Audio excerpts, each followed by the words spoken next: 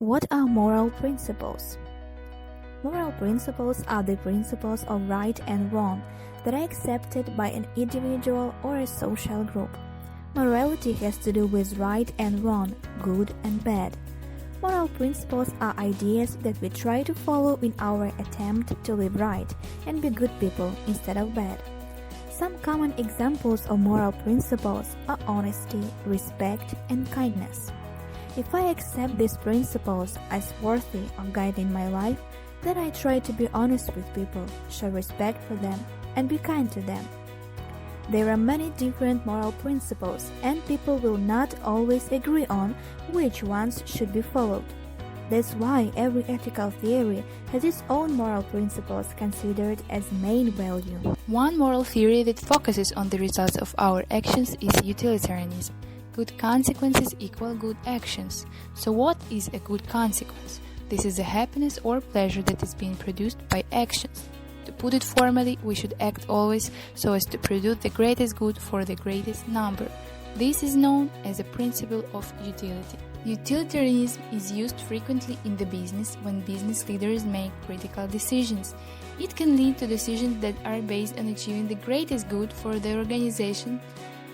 For example, the principle of utility reflects the CSR policy of famous Danish toys company Lego.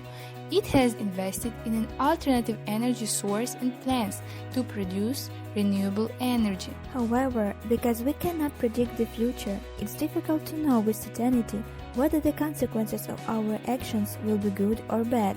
The good illustration for this will be trolley problem experiment. The standard trolley problem supposes that there are 5 people tied to a train track and can't escape.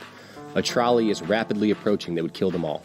You are standing next to a lever that could divert the trolley down a second track and save all 5 people. But there's a catch. On the other track, there's 1 person tied up. So by saving 5 people, you'd be killing 1 person instead. What would you do? At the end, let me give you additional food for thought. Should Batman kill the Joker? If you were to ask Batman, he would say definitely not. Regardless of what Joker does, there are some lines that good people do not cross. Sure, Batman will throw him to prison, but we all know that Joker's gonna get out. He always gets out, and when he is free, he will kill again. And when he does, won't a little bit of that be Batman's fault? Batman has been in a position to kill Joker hundreds of times. He had the power to stop him.